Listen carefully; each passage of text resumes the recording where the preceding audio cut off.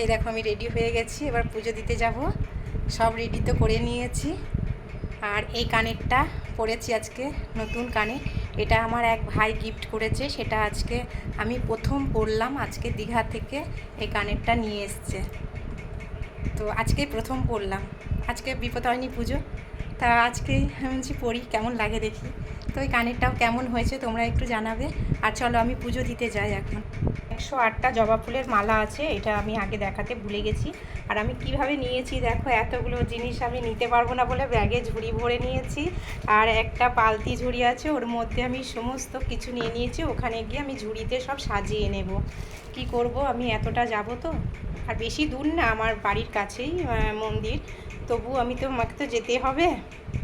তো চলো যাই, পুজোর সরঞ্জাম নিয়ে পুজো দিতে যাই মন্দিরে।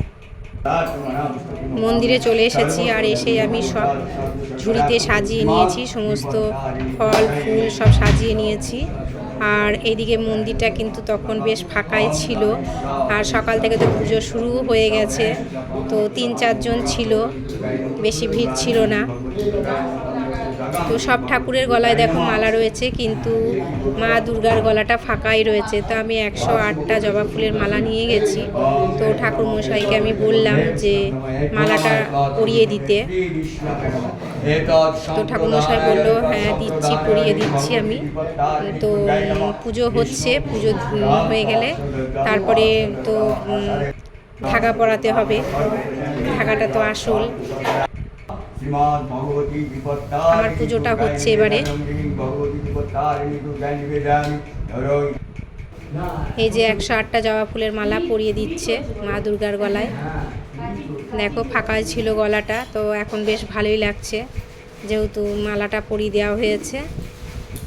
আর আমার এই ভিডিওটা ছাড়তে দেরি হয়ে যাচ্ছে, কারণ হচ্ছে পুজোর দিন, বিপত্তারিণী পুজোর দিনে ছাড়লে বেশ ভালোই হতো, কিন্তু যেহেতু এডিট করতে সময় লাগে, আর বিপত্তারিণী পুজোর দিনে সেই সময়টা আমি পাইনি, তো সেই জন্য আমার দেরি হয়ে গেল ভিডিওটা ছাড়তে।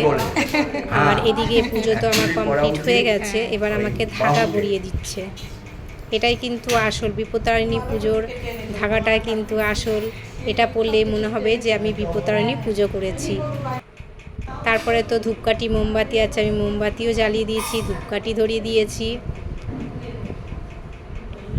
আর একটা জিনিস ফাঁকা ফাঁকা লাগছে, কি বলো তো, সেই অপেক্ষায় আমি রয়েছি, সেটাও আমার পূরণ হয়ে যাবে। এই দেখো আমি কপালে একটা টিপ পরিয়ে নিয়েছি।